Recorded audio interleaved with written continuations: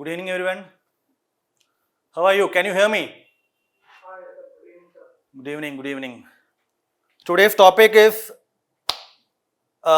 anti-defection law. Not exactly anti-defection law. We will be seeing the current development with respect to the anti-defection law.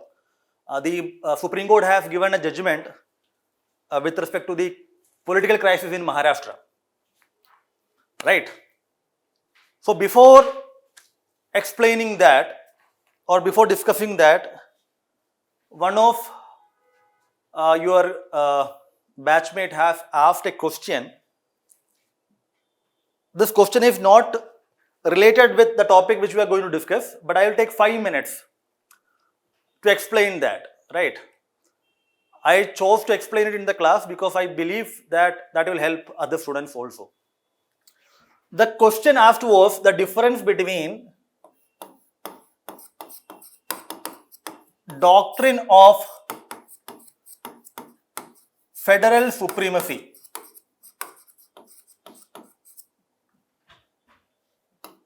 and doctrine of repugnancy. I believe you must have heard about these two terms, but to give you a small background, these doctrines are evolved by the Supreme Court of this country in order to adjudicate issues with respect to the Schedule 7. As you know, Schedule 7 provides 3 lists, 1, 2 and 3. List 1, the power rests with the union government. So whatever subjects are there in list 1, the union government, the parliament can make law. List 2, state can make law. List 3 is concurrent list, both can make law. So although these law making power is segregated as per these list, there can be situations when conflicts arise. If let's say state makes a law, the name of the law is A in state list, it might have some provision which encroaches upon the powers given to union in list 1. So in order to resolve these issues, conflicts, some doctrines have been developed by the Supreme Court.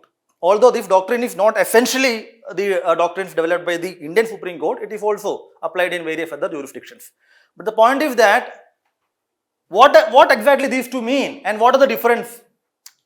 You know, in concurrent list, both state and union can make law. So let's say let's take the UCC debate, personal matter. Let's take this subject, marriage. Marriage is in entry 5 concurrent list. So state legislature can make law, union government, the parliament can make law. But as you know, the parliamentary law will prevail.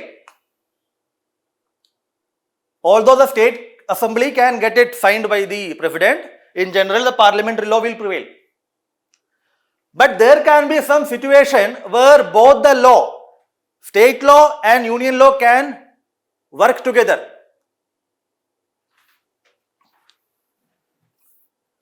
When a law is made in a concurrent list, a law is made on a subject in concurrent list by the parliament and the state legislature, there can be issues of conflict. State law says A, union law says B. So A is against B, conflict, inconsistency. So whenever there is inconsistency, we use the term repugnancy. The meaning of the word repugnancy means inconsistency, conflict. So doctrine of repugnancy is the doctrine applied by the Supreme Court to adjudicate the issues arising between a union law and state law in concurrent list. So doctrine of repugnancy is only applicable to concurrent list. Doctrine of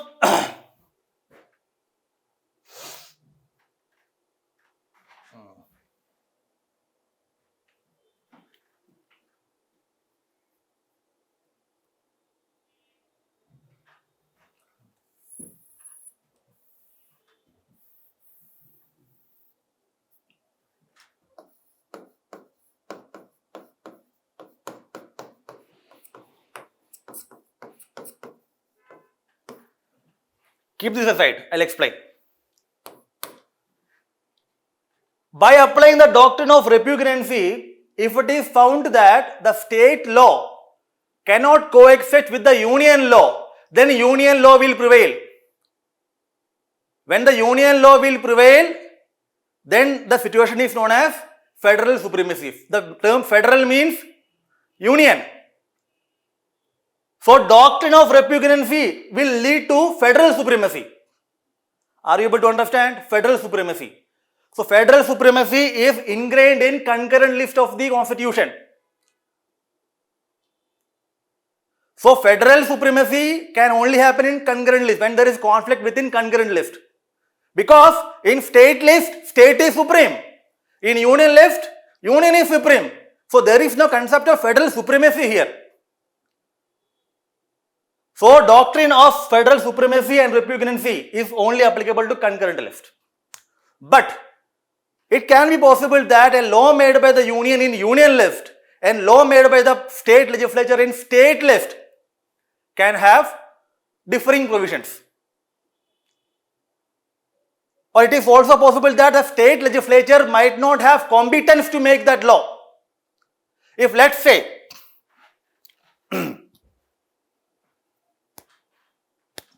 let's take the example of public health. Public health is state subject.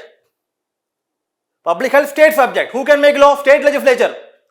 But let's say parliament makes a law on the health subject.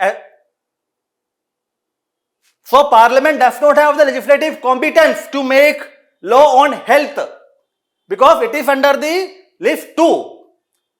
So whenever this happens, whenever a law is made by the parliament encroaches upon the law-making power of another legislature, the doctrine used to resolve this issue is doctrine of ultra vires.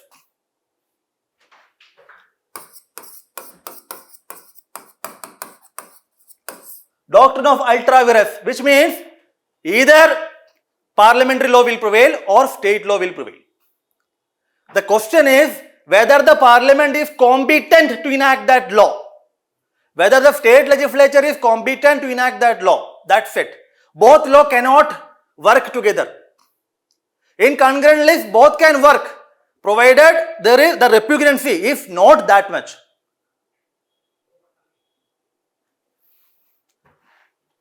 So, federal supremacy, doctrine of repugnancy, concurrent list.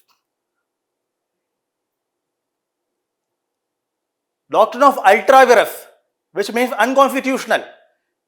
Whenever a union law and state law means state law made in state list, union law made in union list, when they have clash, when one is encroaching upon, when another one is encroaching upon and the encroachment is illegal, then the doctrine of ultra vires will be used.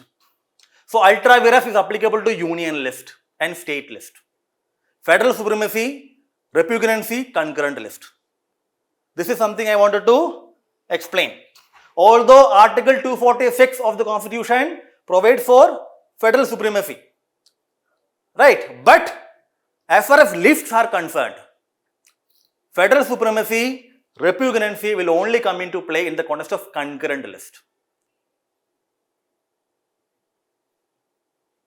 Right? In the context of union list or state list, the doctrine applied will be doctrine of ultra vires. The fundamental question is in competency. Which legislature has the competency to enact it? If only the parliament has the power, then the state law will be struck down. In the context of concurrent list, the court will try to see that if both can work together. Anyway, let's go back to the issue at hand. Anti-defection law. I hope you know the basics of anti-defection law. Right. I'm not going to explain that. The issue is this. In Maharashtra, the Shiv Sena party split. A faction emerged led by Mr. Shinde. He has taken a few MLAs to somewhere and he said that we are the original Shiv Sena and we are splitting, etc., etc. After that, what happened? The Uddhav Thackeray he appealed, or his party appealed to the Speaker of Maharashtra to disqualify these people. These people means the MLAs of Shinde faction. The Speaker gave 2 days time. As you know, in anti-defection law, it is either the Speaker or the Chairman for that matter, or Deputy Speaker or Deputy Chairman who have the power to adjudicate. So it was Deputy Speaker at that point in Maharashtra. So the Uddhav Thackeray faction requested or filed disqualification petition against the rebel MLAs led by Shinde. Deputy Speaker gave 2 days. Said within 2 days, give your reply. The Shinde faction approached Supreme Court saying that 2 days is very short time. As per the rules of the house, it is 7 days. Supreme Court gave 12 days. Because Supreme Court thought that they have come all the way from Maharashtra to Delhi, so we should provide some time extra to them, isn't it? That journey time has to be given to them. So they extended to 12. Right? After what happened? The Shinde faction and others approached the governor saying that called for floor test because Uddhav Thackeray has lost majority. Governor called for floor test. This floor test decision is challenged in the Supreme Court. Supreme Court did not stay the floor test. Floor test, before the floor test, Uddhav Thackeray resigned. Another government formed. So Uddhav Thackeray later, this government formation, Speaker's action, and the formation of government, everything, they challenged in the Supreme Court. Supreme Court later referred the matter to a constitutional bench. Now the constitutional bench gave the verdict. Now this is the context of it.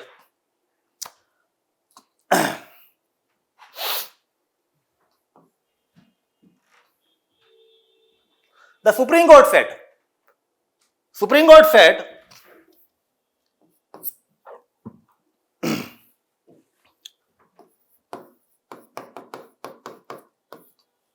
very important, there is no concept of split. There is no concept of split in anti-defection law. Concept of split existed before 91st Amendment. Now the only option is merger. If you want to avoid disqualification, then you have to merge with another political party. Shinde faction said, we are splitting. So split is not an option. If you split, then you are liable to be disqualified, which will be decided by the Speaker. Clear? Split is not an excuse or not an exemption to avoid disqualification under anti-defection law, number 1. Number 2, legislature party is different from political party.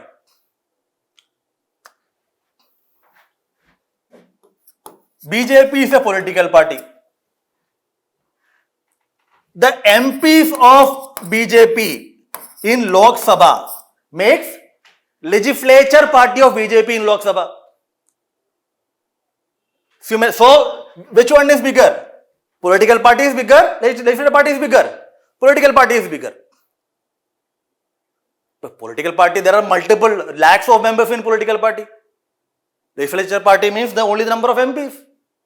So, in Maharashtra, the MLAs of Shiv Sena, they constituted legislature party of Shiv Sena. The members and the organization of the Shiv Sena constituted political party. In anti-defection law, the control is by political party, not by legislature party. So the judgment of Supreme Court upheld the control of political party over legislature party. Number 2. Ultimately, what is the essence of this Schedule 10? Once individuals were elected, what they used to do? They used to change parties. So the political party under which they got elected had no control over the affairs of the members of the legislature. So there is instability. Whoever gives money, whoever gives power, the legislator used to move to that party. So after election, under the banner, under the assistance, under the candidature of the political party did not have any control over the legislators, which resulted into defection and forming of government. So the fundamental idea behind the Schedule 10 and the anti-defection law is to provide control of political party over legislature party. Supreme Court said political party has the ultimate control as far as anti-defection law is concerned. Legislature party does not. Legislature party cannot split, cannot merge. It is decision of political party. Number 3, issue of whip. Whip. Political party appoints the whip. Who is the whip? Whip is the one who provides direction or gives instruction on behalf of political party to the members of legislature. If let's say the Shiv Sena whip appointed by the political party issues direction that every MLA should come to Maharashtra and attend this meeting, but where the MLAs of Shinde were in Assam, they did not come. So they defied the whip. So whip is appointed by the political party whose direction, instruction should be followed by the legislature members. Otherwise they will be liable for disqualification. This judgment of the Supreme Court has reinforced the importance of whip. We expect a question on whip, although might not be in what we say GS2, but in public administration or political science, the role of whip. You might get a question on PT also.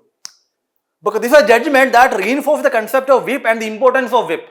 Because whip, according to the Supreme Court, the whip is the figurative umbilical cord that connects the political party with the legislature party. Isn't it? It's a medium through which political party provides direction. Vote this way, vote that way. All those things. So whip is an essential component of the entire anti-defection system.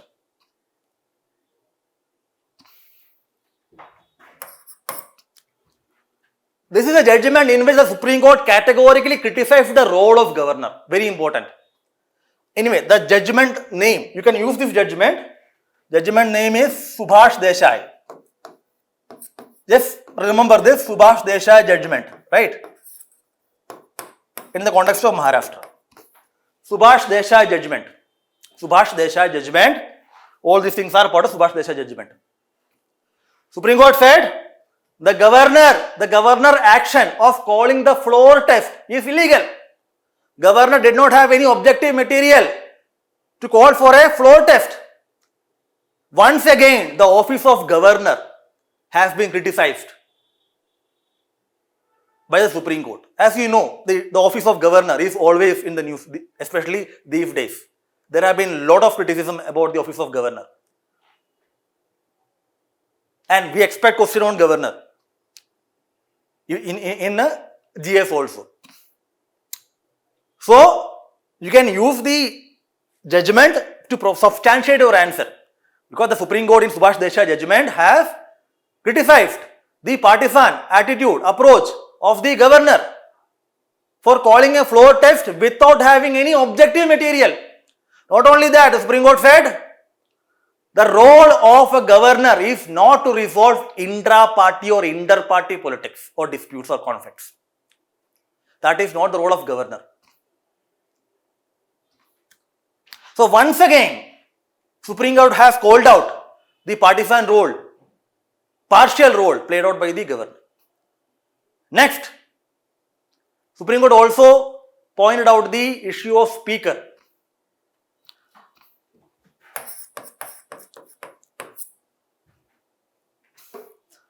Speaker's action to appoint the whip nominated by the legislature party is illegal.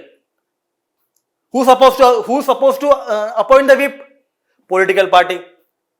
Once the government is being formed, a new speaker was appointed by the governor.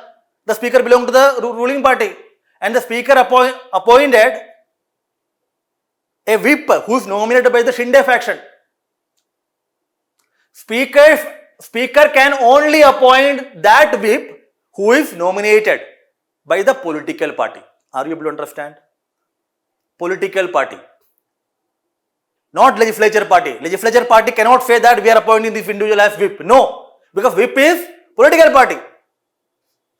After the government formation, whose government formation? After toppling the Thackeray government, Shinde government formed, and Shinde government nominated an individual as whip, and the whip issued instruction to others. Whose others? Thakare faction's MLAs. Supreme Court said the speaker's action of accepting or appointing the whip who is nominated by the Shinde faction is illegal. Which means speaker can only appoint that whip who is nominated by the political party, not by the legislature party.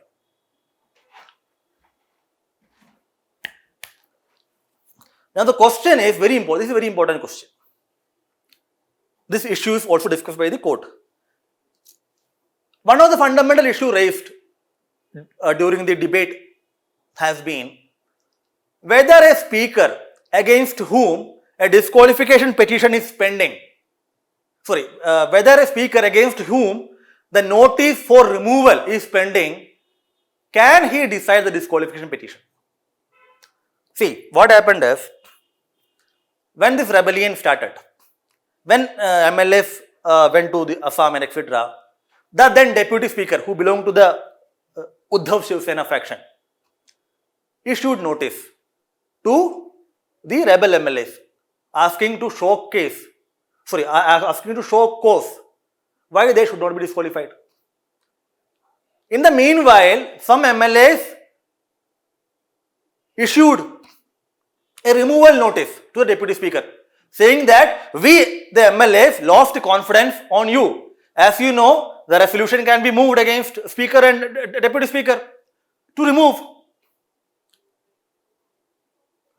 So, can a speaker or a deputy speaker against whom a removal notice is pending decide the disqualification petition?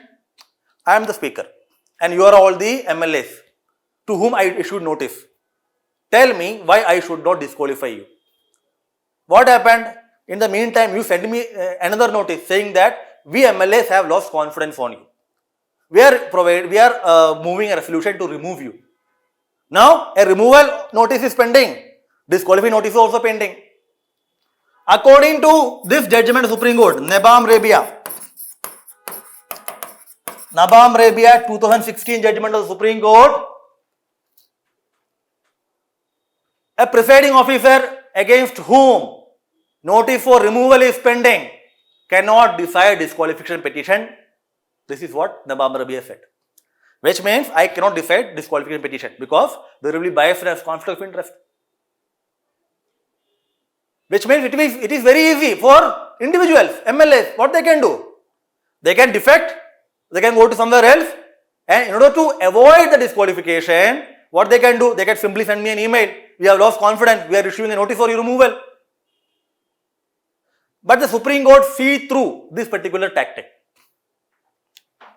Supreme Court did two interventions, very important. One, this Nabam Rabia judgment has been referred to a 7-judge constitutional bench. Because Nabam Rabia was also a constitutional bench, 5.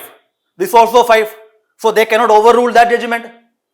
So they refer the issue that whether a presiding officer can decide the question of disqualification if a notice for his removal is pending. This question has been referred to who? The 7-judge bench. But in the meanwhile means, as you know, referred, the bench will sit, hearing will start, we do not know how much time will pass. There is a vacuum here. In order to fill that vacuum, the Supreme Court said, as an interim measure, we are providing the following guidelines. Even if a removal proceeding is pending against the presiding officer, he can proceed with the disqualification if the presiding officer feels that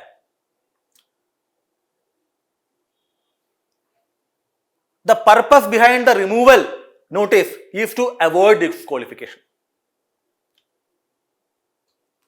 If the purpose behind the notice is simply to avoid disqualification.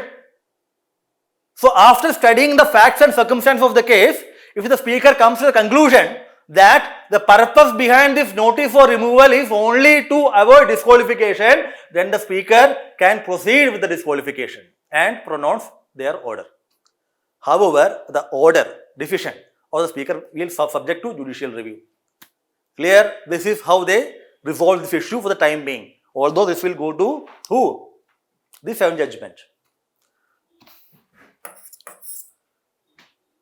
Everything they held illegal. Governor's action illegal, speaker action illegal, the MLA's action illegal. But what was the judgment finally? The judgment finally said, Uddhav Thackeray, the chief minister, did not face the floor test. Because before facing the floor test, Uddhav Thackeray resigned. Supreme Court said, had Uddhav Thackeray faced the floor test and he was defeated, then we could have reinstated him. But now he resigned from the post voluntarily. We cannot reinstate a government which resigned voluntarily. Operation success, patient death. This is the idea behind this. You held everything illegal. But finally what you did? You did not do anything to address that illegality. What is happening even today? The government is functioning. So it said, you resigned, so we cannot reinstate. Not only that, the Supreme Court did not decide the disqualification issues. The Supreme Court referred the matter for disqualification. Who? Those Shinde faction MLAs. Back to whom? The very speaker. The speaker who acted illegally. The disqualification petition of the Shinde faction MLAs referred back to the same speaker, saying that the speaker should decide within a reasonable time period. You held, the speaker came after toppling the government. He is the beneficiary of the rebellion or defection of Shinde faction. Now he has to decide the disqualification of Shinde faction MLAs. If he decides that they are liable to be disqualified, the government will fall in general, which means the speaker will also go.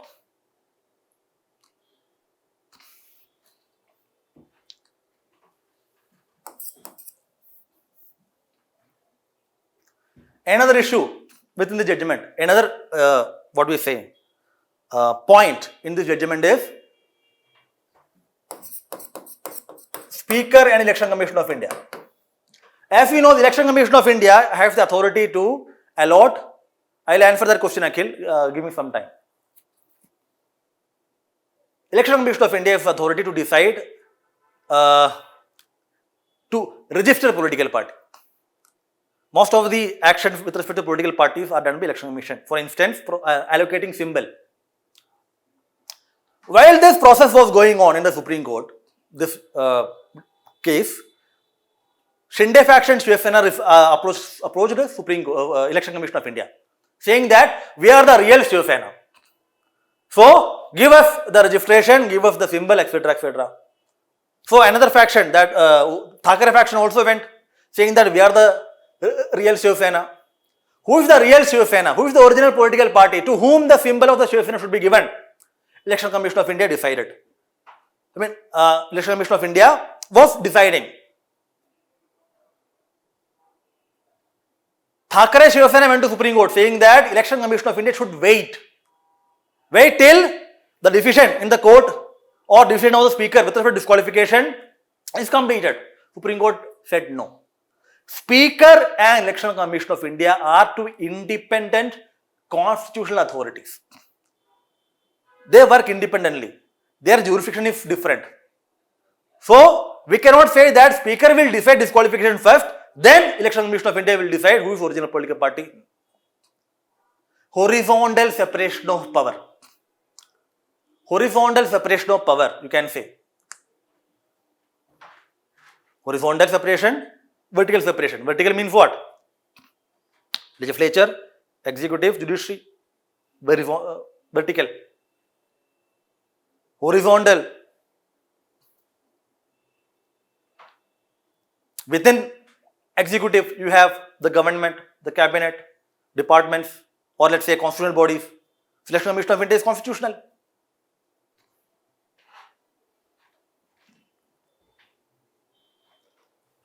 Election Commission of India decided that Shinde faction is the real Shiv Sena and allotted symbols. Why? Election Commission of India looked at the legislative majority. Maharashtra Legislative Assembly majority is Shinde faction. So, Shinde faction is the original political party. Now, I want to ask you one thing. If Shinde faction is the original political party, what about the disqualification proceedings within the house? What will happen to that?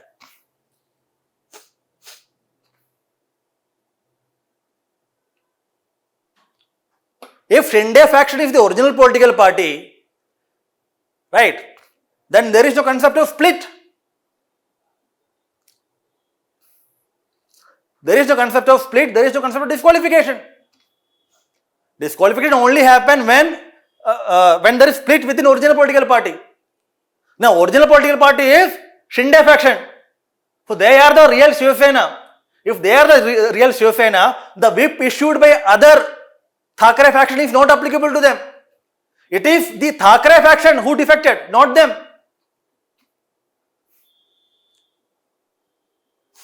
If the speaker decides the disqualification petition on the basis of the decision given by the Election Commission of India, then there is no disqualification.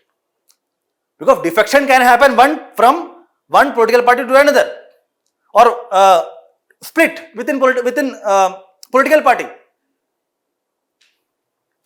Shinde faction is the original political party, which means they were already in Shiv Sena. They are in Shiv Sena. So there is a question of them moving out of Shiv Sena.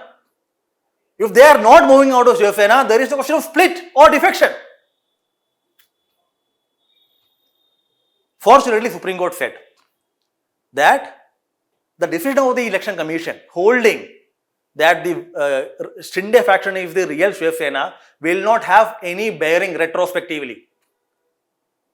It is only prospective, in the sense that disqualification petition was filed on, let's say, May 2. May 2 disqualification filed. ECI gave decision on, let's say, June 12. The decision of the Election Commission will be having validity or applicability from June 12. पीछे से नहीं जाएगा. Will not go back. Which means the disqualification petition will be decided by the speaker on the basis of judgment given by the Supreme Court, saying that split has no exemption. Whip is upheld by the appointed by the political party. Legislature party is subservient to political party. Simply means if the Speaker of Maharashtra Legislative Assembly acts as per the spirit and letter of the judgment of the Supreme Court, then the legislators of Shinde faction have no legs to stand on. They will be disqualified. But as you know, almost 2 months have passed, more than that. The speaker did not take a decision. Everything was illegal. But the court continued the illegality to continue. Court had the power to provide complete justice. We have provided the points in the booklet. Whatever I have discussed, we have provided that, the major points, right? Although I have tried to make it simplify for you. Now we are going to see the critique of the judgment.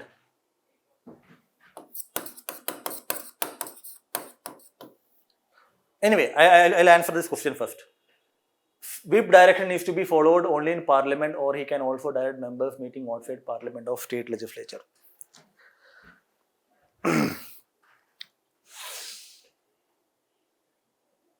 Okay, you are talking about outside.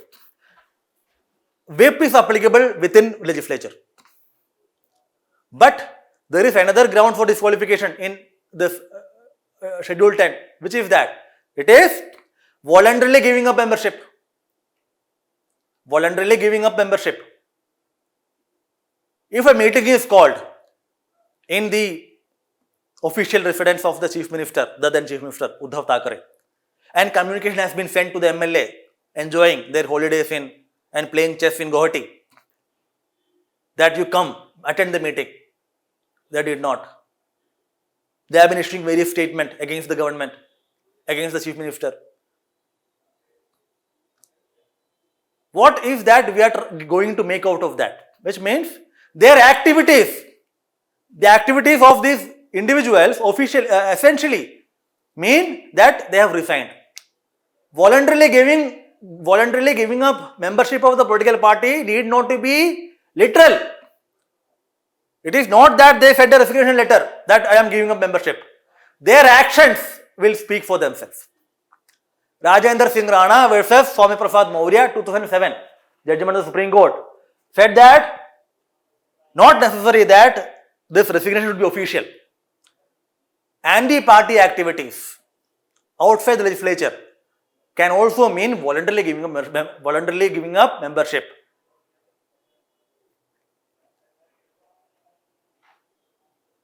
The then MP, Rajya Sabha MP Sharad Yadav and another MP, I think one Ansari, they were disqualified by the then Vice President of India, Venkaiah Naidu, for anti-party activities. Although anti-party activity is not a term, but outside legislature, voluntarily giving up membership. Within legislature, whip. Critique of this judgment. Very, very necessary, because ultimately we are dealing with one of the major problem of this country, defection.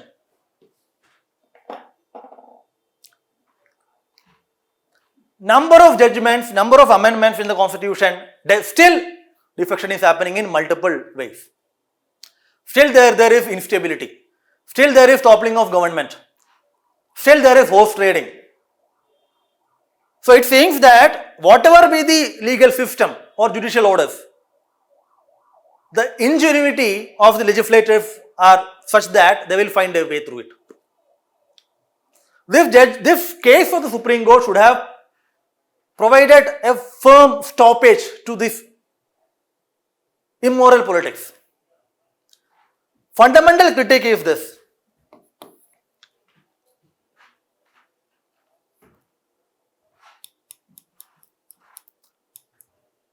They should have reinstated the government. That reinstation would have given a strong signal to the defected MLAs and various other actors that this will not be tolerated. The resignation of Uddhav Thackeray is not because of his free will. It is being in the making because of the orders of the Supreme Court. I am not going to that. There have been few interim orders. 7 days was the duration wherein the show cause should be replied. You provided 12 days. Why? In politics, time is of the essence. Anything can happen. They got ample time. Not only that, when you gave 12 days, suddenly what happened? Governor called a floor test. So it is evident that those defected MLAs, so-called, will come and vote against the Thackeray and the government will fall. So you also did not stop the floor test. So Thackeray did not have any option. It was not his own free will that he resigned. It is because of the development in the Supreme Court, that Supreme Court interim order, so-called. You held everything illegal and finally you said we cannot do anything.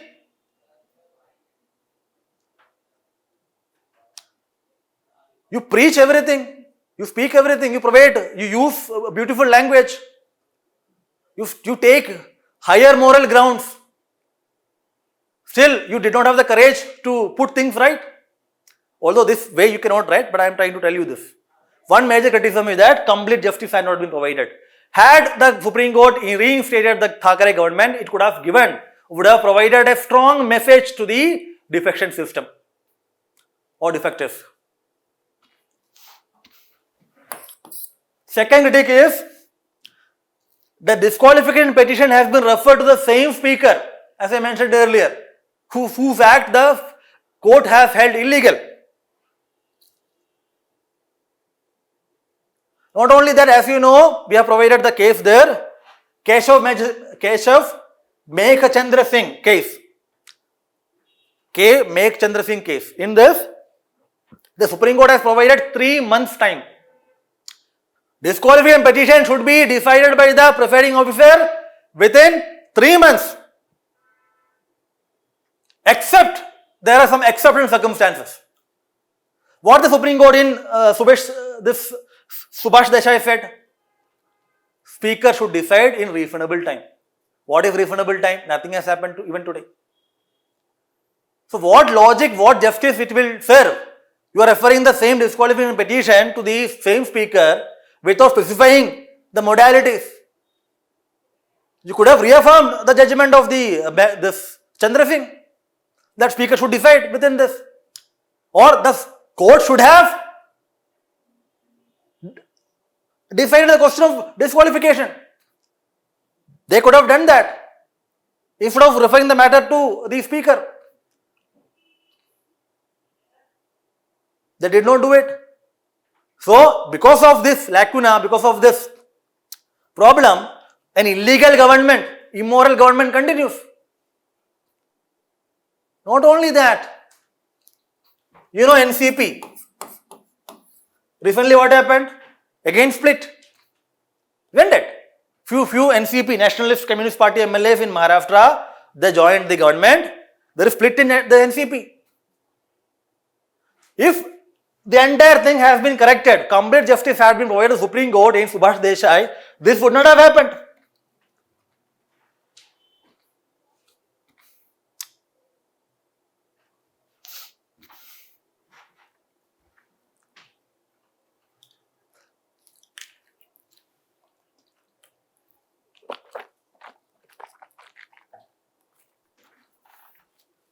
Another critique is the horizontal division of power idea.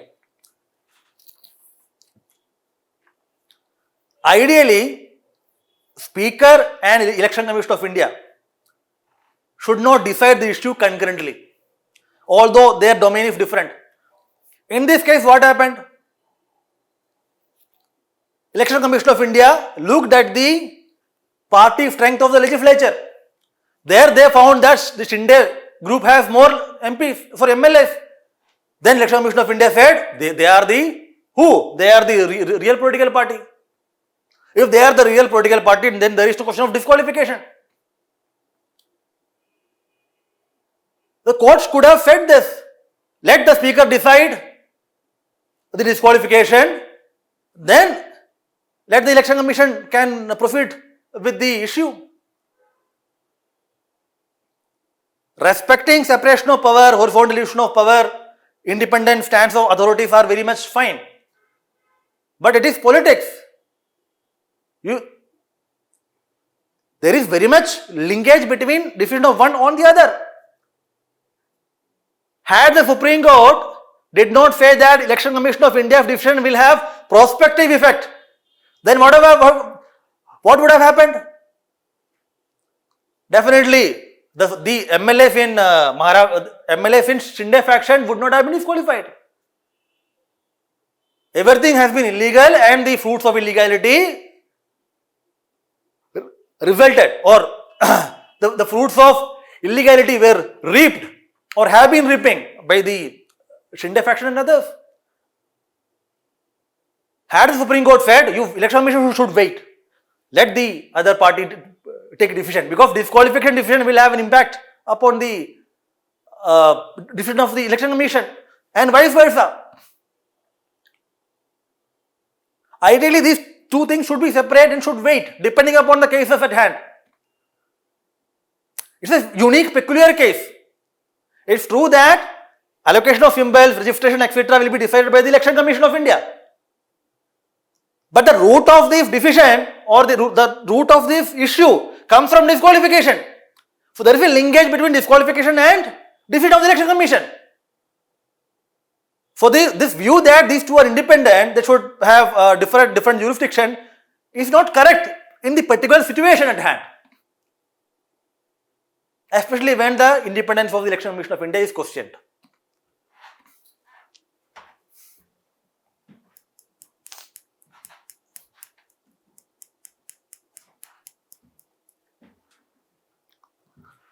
This these points we discuss some criticism, some issues, right? All these things will be helpful for you to write a good answer in the examination, right?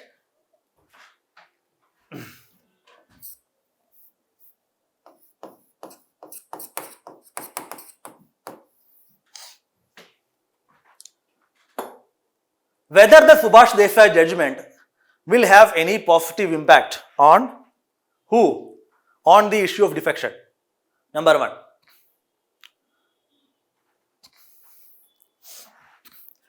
The judgment will have positive impact in the sense that the scope for split within political party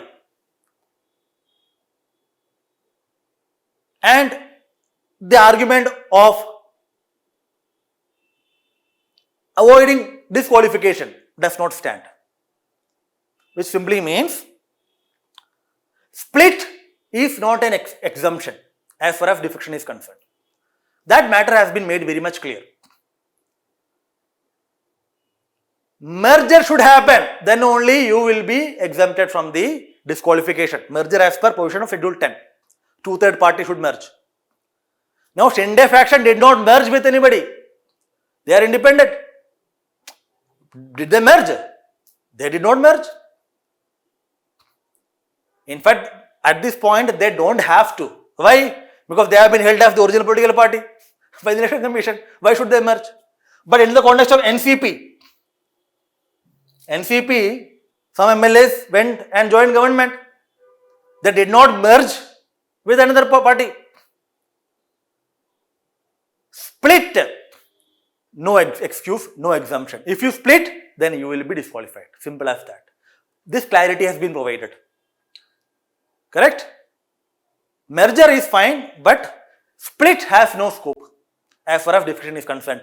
Number two, this judgment has reinforced the importance, significance of political party in the Indian political system. The control of political party on legislature party is very much important as far as stability of the government is concerned. So, by reinforcing various significance of the political party in terms of appointment of whip, control of legislature party, etc., the judgment has provided some strength to the anti-defection regime. Because this will help the control of the political party of the legislature party and will reduce the scope for defection.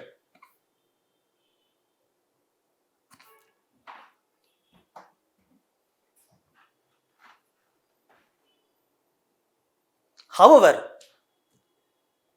leaving open some crucial questions, especially with respect to the role of speaker and deferring the disqualifying petition back to the speaker, instead of discouraging defection, can also encourage it. Because as you know, speakers take their own time.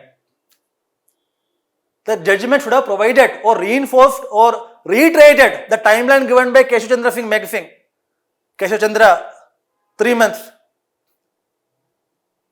What was the major problem with defection is, or disqualification petition is, undue delay. If you see Goa, Manipur, and various other states,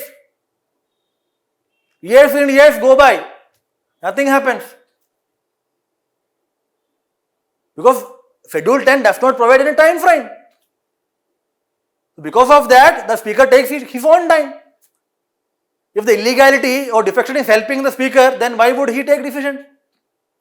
The court missed an opportunity to lay down the law with respect to the timeline under which the speaker has to take a decision. Although, referring the Nabam Rabia to 7-judge bench will provide clarity with respect to the controversial issue, whether a presiding officer can decide disqualification petition when a notice for his removal is pending. Correct?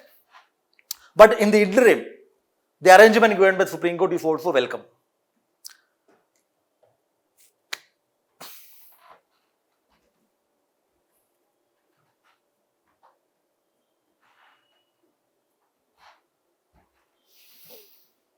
defection is not going to end. Right? It is here to stay, despite the best efforts of various courts as well as the civil society and various other legislative changes. The fundamental idea to prevent defection, reduce defection, is to reject the defectors by the electorate. As long as the electorate does not vote based on facts and their opinion is not made on the actual working of the government, and if they vote, instead they vote on the basis of caste, religion and various other factors, defection will continue.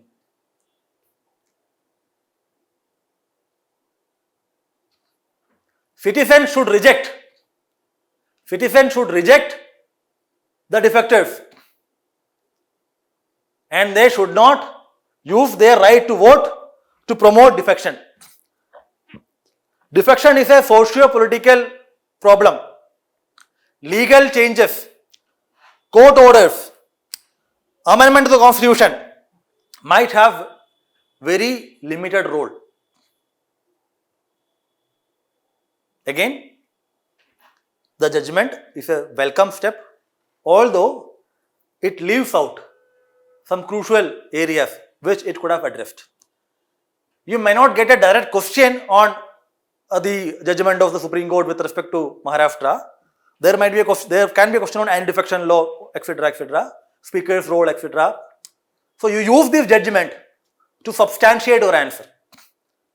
Right? Even if they do not ask case law, use this judgment. This judgment can be used in multiple ways. Defection you can use, governor you can use, speaker you can use, political party you can use, whip you can use. Right?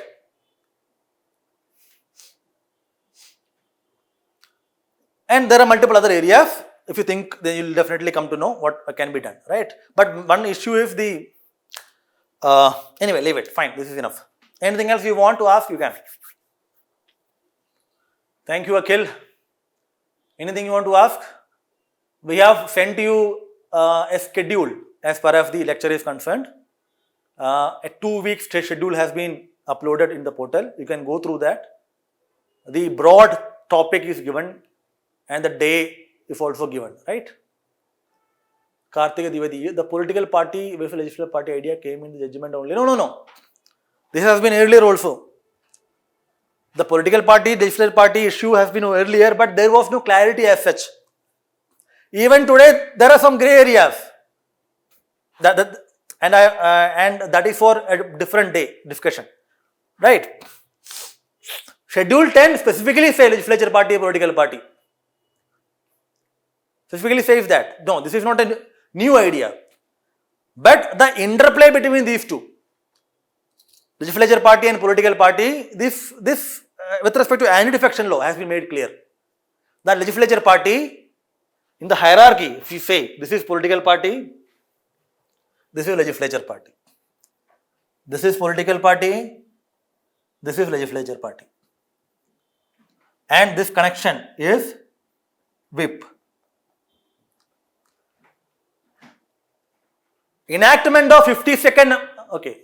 What happens when any political party which has fought election with support of another political party splits? Disqualification does not apply to political party. It applies to individual legislators. Right? So disqualification is not applicable to political party. If there is a coalition and their Shiv Sena moves out of it, then there is no defection. This is a problem with the anti-defection law. It penalizes legislators but leaves out the political party. Anyway, right? Vivo V2029. I hope it is clear. Disqualification is not applicable to political party. It is applicable only to legislators. Chirag, sir, can easily recognize a party solely on legislative numbers? No. Yes, this is an important aspect. In the judgment, Subhash Desai judgment, the Supreme Court said, the Election Commission of India should not limit itself to the strength of legislature party. Election Commission of India, while deciding the allotment, registration, original political party, etc., should not limit itself the test of looking at the numbers of members in legislature party. It should also look at the organizational strength, party constitution, etc. Right, which means you simply, what it essentially said, Supreme Court essentially said that the action of the Election Commission is illegal, wrong. Because Election Commission decided on the basis of legislature party. Supreme Court said you should ideally not limit yourself to this. You should also look at the party strength, constitution, structure of the organization. That is why Uddhav Thackeray again reached the Supreme Court challenging the decision of Election Commission of India, saying that Election Commission used the strength of legislature party, which is against the Supreme Court, so give us relief. Article 370 is going on. After that, the case will be heard by Supreme Court.